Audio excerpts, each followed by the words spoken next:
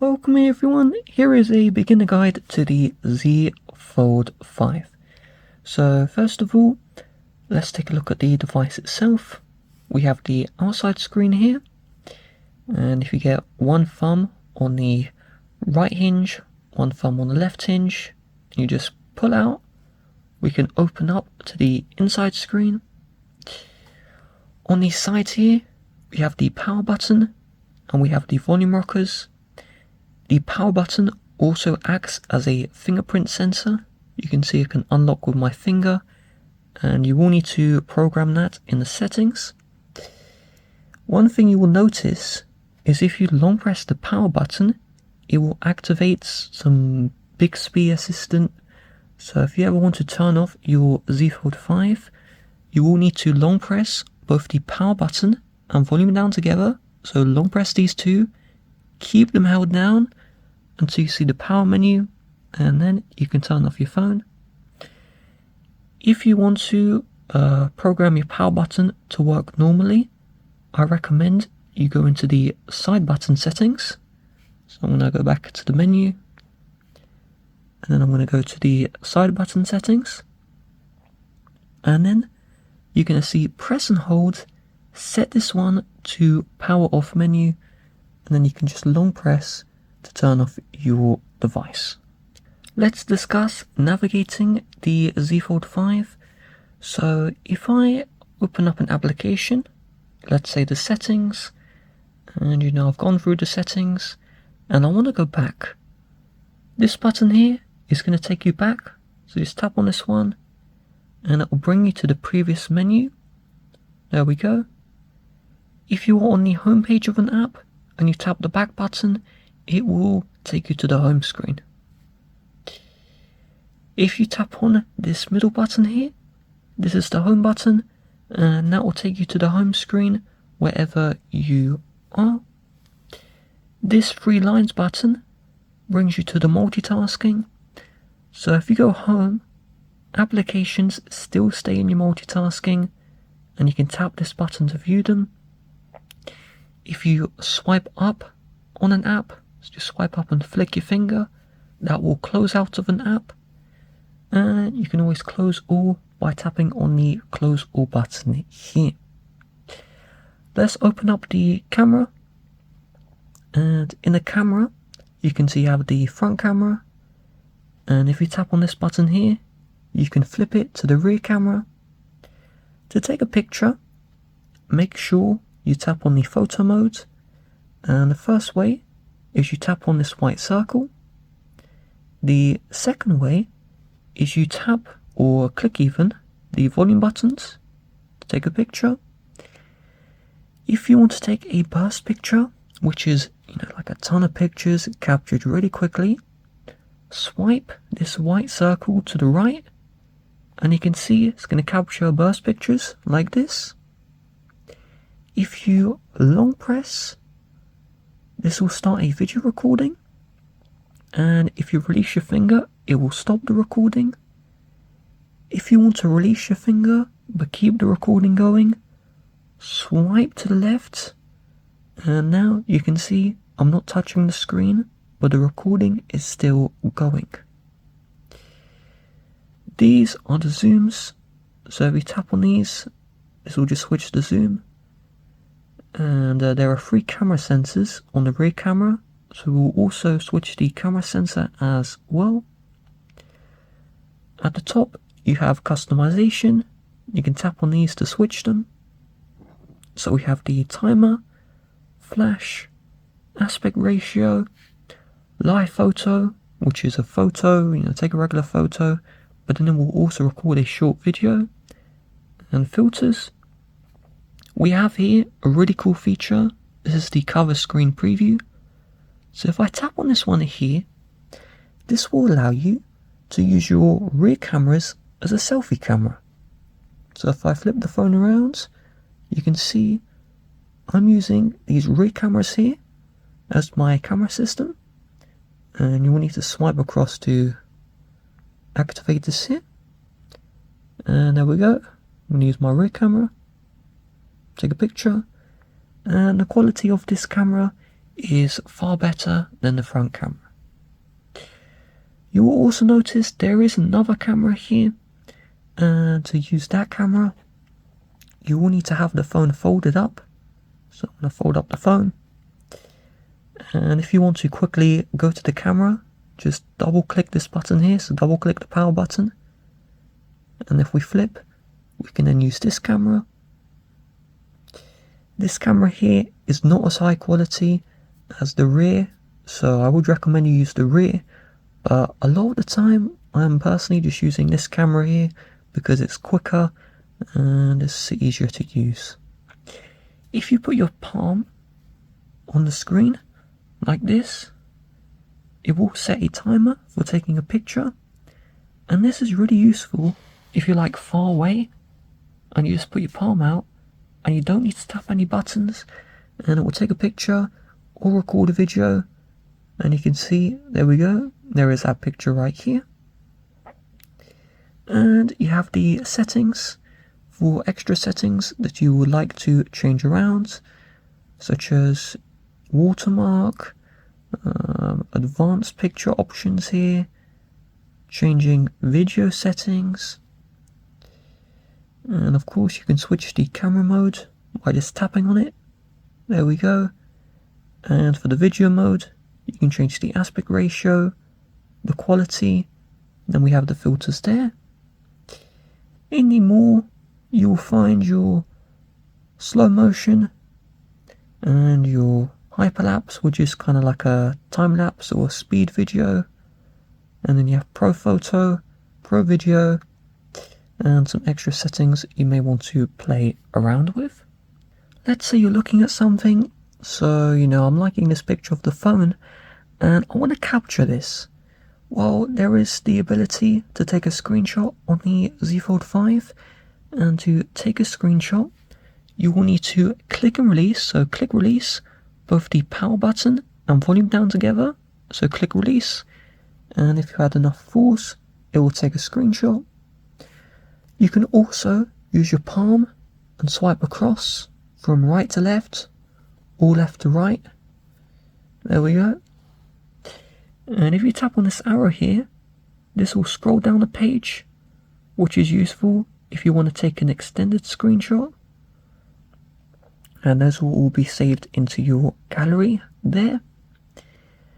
If you want to use multiple applications, so let's say you want to do a split screen, then let's just make sure that all apps will support the split screen.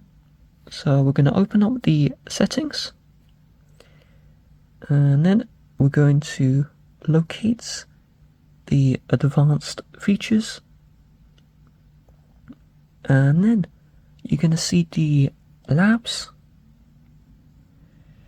And first of all, turn on multi-window for all apps, and also the landscape view for portrait apps.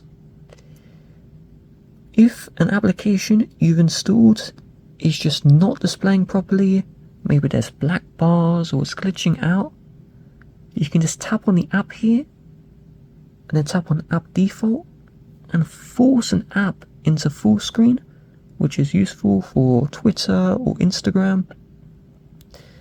But back on the split screen topic, if you want a split screen, if you see the app in this taskbar, you can drag and drop to split screen, and if we swipe up we can see that bar.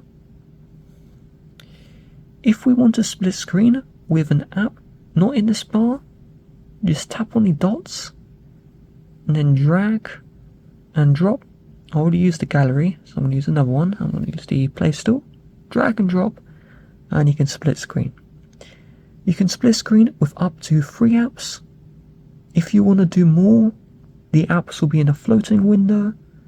So if I drag and drop, there we go, it'll be in this floating window right here. If you tap on the blue bar, you have these options. You have close app, full screen, minimize, opacity, so you can change the opacity. You can add the app into a split screen, and you can replace the bar with buttons if you would like. If you tap on the triple dots for split screen, you can rotate the split screen. You can change the size of each window. And if you find yourself split screening a lot, you can tap the triple dots and then tap the favorite and then add to the home screen. And then you can see here, I tap this one and it will just open up all applications in the split screen for quick access right there.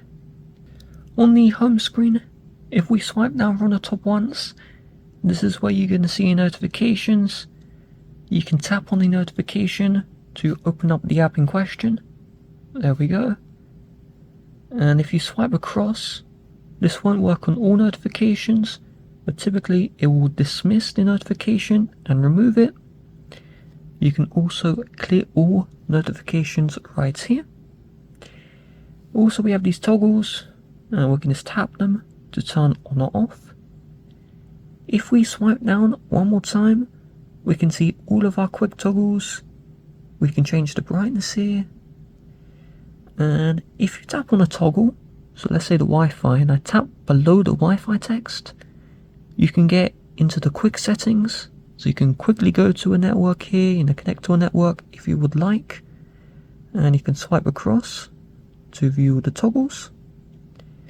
And if you tap on the plus, you can add a toggle here.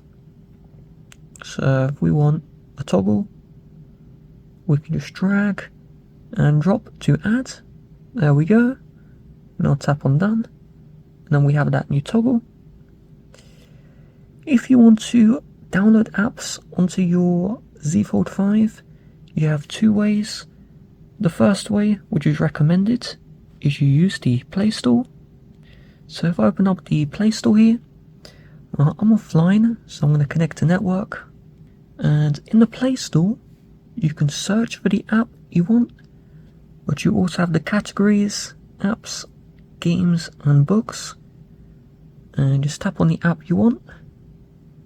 And you will need to locate the install. Just tap on the install and then the application will install. And you're going to notice we have the home screen here, but sometimes the apps you install will not show up on the home screen. So if you just swipe up, you can see all of your apps and you can search for an app if you want right here. If you don't want to use the Play Store, there is also the Samsung Store. So if I swipe up, search for the Samsung Store. Samsung Store. There we go, Samsung Galaxy Store. This is similar to Google Play. There may be some Samsung exclusives in this Galaxy Store, and you can get them right here. But for most people, you will want to use the Google Play Store. If you want to set up a lock, so let's say a fingerprint lock or pattern, password or PIN, and you haven't done so already, then we're going to start by searching for and opening up the settings. And in the settings, I want you to locate where it says security and privacy. And from here, you're going to see the lock screen. And if you tap on the fingerprints, and then if I add my info, you can add a fingerprint here and make sure fingerprint unlock is on. If you want to add a password lock, just tap on the screen lock, and it's asking me to enter in my old info here, and then you can add a PIN, password, pattern or swipe. You can only have one lock selected, so make sure you select the one you want, but you can always tap on a different lock to switch the lock from, let's say, a pattern to a password. That is completely up to you. One very important thing to learn is a force restart. Sometimes your phone is going to get a black screen of death and the phone won't work. Sometimes your phone is going to freeze. And so if you're in that situation, always useful to learn this trick. You're going to locate the power button and volume down, and you're going to press and hold these two together until you see the Samsung logo. So I'm going to fold my phone because it's, like less painful for my fingers. I'm just going to go 1, 2, 3, press and hold power and volume down. Keep these two held down, do not release from the screen. And so if your phone's frozen, you won't see anything.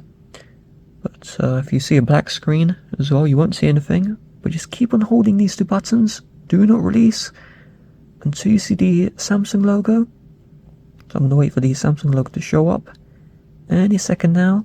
This will take 20 to 30 seconds. And there we go. When we see the Samsung logo, we can release. And you would do this if, again, the screen is frozen, not responding, or you have a black screen and you press the buttons, nothing's working.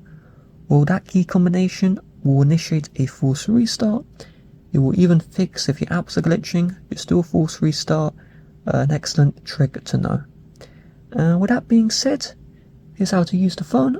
If you'd like to help support the channel, please do check the description. Bye bye.